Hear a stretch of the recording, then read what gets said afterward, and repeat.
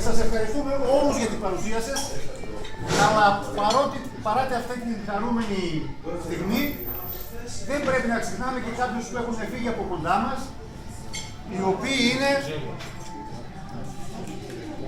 ο Πετίδης ο Βασίλης, ο Βακάλης ο Θωμάς, η Κιατύπη η Ντίνα, ο Τούλιος ο Παπακώστας, ο Κουλίδης ο Θωμάς, ο Γκεζίτης ο Νίκος και ο Θοδοσίου Ηρακλής.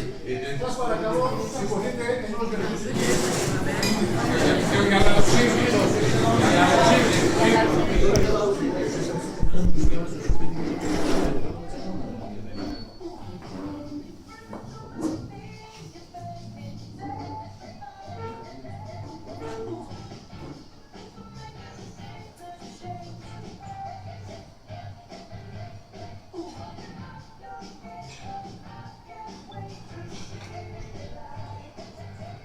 Σας ευχαριστώ.